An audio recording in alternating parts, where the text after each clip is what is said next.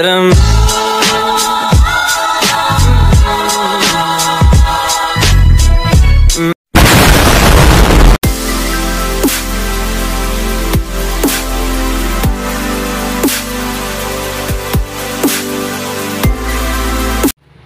Assalamualaikum warahmatullahi wabarakatuh. Perkenalkan, nama saya Melinda Octavia dengan NIM 2210602014 dari kelas XC1. Di sini saya akan menjelaskan tentang perbedaan ekonomi Islam dengan ekonomi kapitalis. Sistem ekonomi kapitalis merupakan sistem ekonomi yang berasal dari Eropa, yang kemudian menyebar ke seluruh dunia. Sistem ekonomi kapitalisme menggantikan sistem feodalisme yang memberikan kekuasaan besar kepada seluruh bangsawan. Feodalisme dinilai telah mengakibatkan eksploitasi dari kaum bangsawan terhadap masyarakat yang tinggal di wilayah tersebut, terutama para petani. Feodalisme juga dianggap membatasi akses masyarakat dalam kepemilikan atas suatu bidang tanah. Meski demikian, sistem kapitalisme dalam perkembangannya justru dinilai oleh sosialisme telah menimbulkan bentuk eksploitasi lainnya, yakni eksploitasi dari para borjuis atau pemilik modal atas para korelator atau pekerja. Saat ini, sistem kapitalisme juga kembali diragukan seiringnya terjadi krisis ekonomi. Sistem ekonomi adalah suatu sistem yang mengatur serta menjalin hubungan ekonomi dengan antara manusia dan juga dengan seperangkat kelembagaan dalam tatanan kehidupan bermasyarakat atau bernegara. Yang dimaksud dengan kelembagaan adalah aturan main suatu masyarakat. Setidaknya terdapat 5 macam bentuk kelembagaan yang dapat membedakan antara suatu sistem ekonomi dengan suatu sistem ekonomi lainnya. Yang pertama yaitu hak atas kepemilikan, yang kedua proses atau mekanisme pengambilan keputusan, yang ketiga antara pasar dan rencana dalam penyediaan informasi dan koordinasi, yang keempat mekanisme insentif dalam mengatur tujuan dan mendorong manusianya untuk meraih tujuan tersebut. Dan yang kelima yaitu prosedur dalam menentukan pilihan yang bersifat publik. Selanjutnya, karakteristik sistem ekonomi kapitalis. Kapitalisme dengan sistem laissez-faire masih terus digaungkan hingga saat ini. Campur tangan pemerintah dianggap sebagai sesuatu yang berbahaya bagi ekonomi. Namun, berbagai modifikasi telah dilakukan atas sistem ini sebagai respon atau dampak buruknya terhadap keadilan distribusi. Pemerintah terdorong untuk ikut campur dalam mengoreksi kekurangan dari sistem tersebut. Meski demikian, kapitalisme sebagai sebuah model ekonomi masih terus berkembang. Bahkan, gaung untuk mengurangi peran pemerintah dalam ekonomi masih terus bergema. Dapat ditarik 3 kesimpulan penting tentang definisi kapitalisme. Yang pertama, kapitalisme adalah sistem ekonomi yang berasal dari Eropa, yang kemudian berkembang ke seluruh dunia pada saat ini. Ia mengartikan sistem feodal di abad pertengahan. Yang kedua, kapitalisme berkaitan dengan kepemilikan faktor produksi, di mana sumber daya seyogianya dimiliki dan dikelola oleh individu masyarakat. Yang ketiga, mekanisme pasar adalah hal esensial dalam produksi dan distribusi. Secara umum, ekonomi kapitalis memiliki 6 pilar mendasar. Yang pertama yaitu kepemilikan individu. Ekonomi kapitalis memperbolehkan masyarakat untuk memiliki aset, baik yang terlihat seperti tanah ataupun rumah, dan juga aset yang tidak terlihat seperti saham dan juga surat utang. Yang kedua, self-interest atau kepentingan pribadi. Masyarakat bergerak untuk mengejar kepentingan individu masing-masing, tanpa adanya tekanan untuk berbuat sesuatu untuk kepentingan sosial. Meskipun tidak terkoordinir untuk pencapaian tujuan tertentu, tetapi mereka meyakini bahwa kepentingan sosial bisa terwujudkan ketika setiap orang mengejar kepentingan pribadinya. Yang ketiga, persaingan bebas. Produsen bebas keluar masuk pasar persaingan.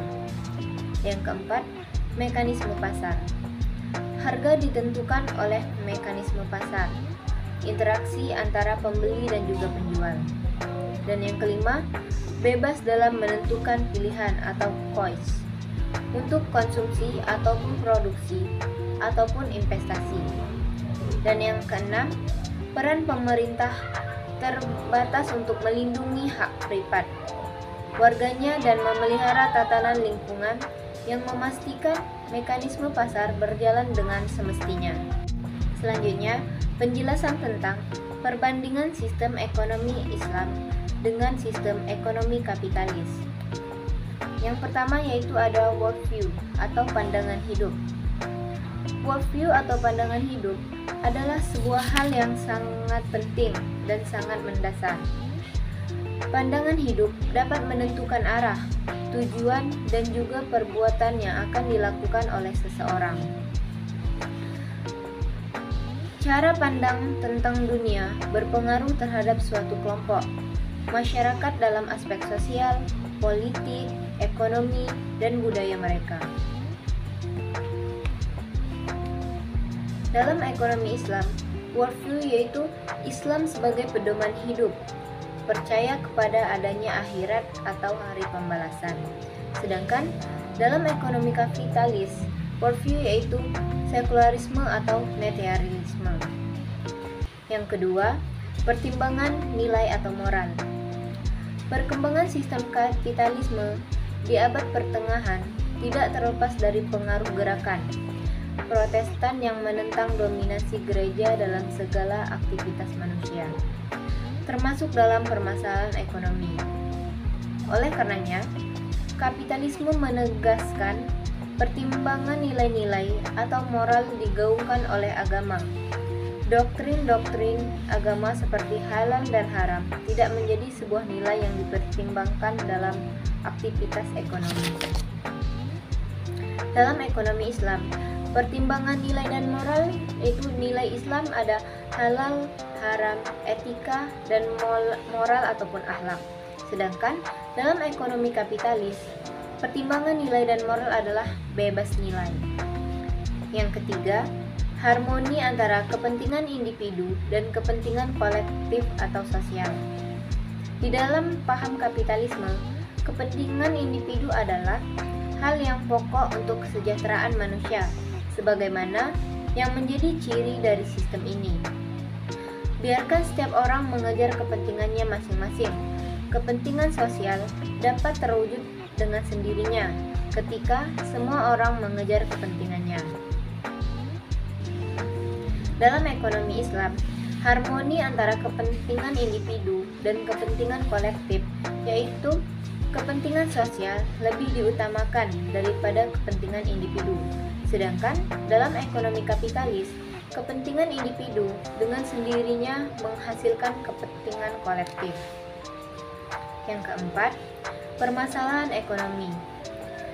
Di dalam sistem kapitalisme, permasalahan ekonomi yang umum dipahami adalah terbatasnya sumber daya untuk memenuhi keinginan manusia yang tidak terbatas. Hal ini mengharuskan manusia untuk membuat suatu pilihan dalam produksi, konsumsi, dan juga distribusi. Adapun yang dijadikan sebagai pertimbangan utama dalam pemenuhan keinginan tersebut adalah pertimbangan materi, yakni anggaran.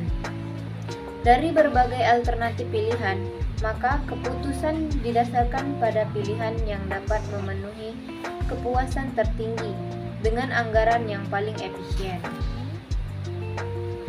Selanjutnya, dalam ekonomi Islam, keinginan manusia dibatasi pada pemenuhan kebutuhan, Dua moral utama Islam dalam hal ini adalah dilarangnya sikap berlebih-lebihan, israf, dan sikap menyia-nyiakan, tabzir.